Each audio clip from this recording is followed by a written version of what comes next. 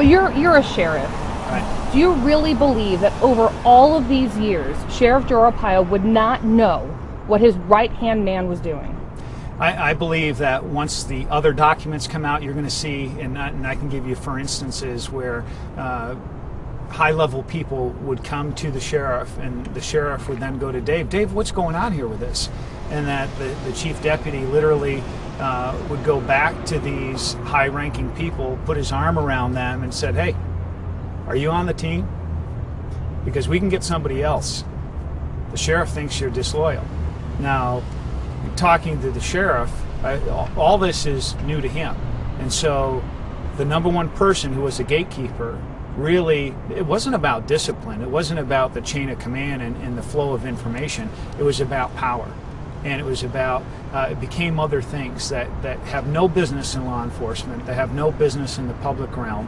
And, you know, there was even to the point where you had to write a memo, and there was a no controversy rule, that if you had any dissenting information, you had to put it in a memo to the chief deputy, and you couldn't share it with the sheriff. And Sheriff Joe, hearing this, it's like, well, no wonder that I'd go to these staff meetings and there'd be, hey, what's going on? Tell me what's happening. And there a lot of the information, because these people were reprimanded or disciplined by the chief deputy in those regards. Did you get an inclination, though, that perhaps he assigned Henry Shaw to be his gatekeeper?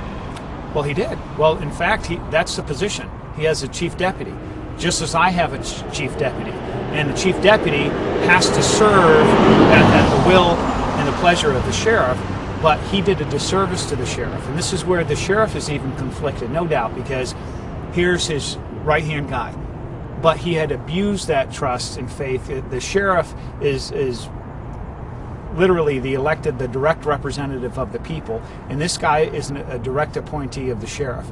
He owed it to the sheriff, even to tell him any bad news or controversy. And then, as you'll see in this report later that is released on Tuesday, that there's other more troubling information that should have been conveyed to the sheriff, that other information that other people had brought at times to the sheriff, or the sheriff wasn't aware of, and that's wrong. And now the key, as people start to ask about Sheriff Joe, and well, he's the boss. Yes, absolutely. He's the sheriff. He's the captain of the ship, and he's responsible in the end. And that's where I believe that the sheriff did the right thing. Obviously, the sheriff believes the findings of this report. These are all on audio tape, on transcript. It isn't, as the Minot memo was largely a lot of hearsay. He didn't have firsthand accounts, but some of it was. But we went and we found in talking to 50, 60, 70 witnesses that actually hearing firsthand accounts and corroborating a lot of the allegations that were alleged, and then confronting people, and even with motive.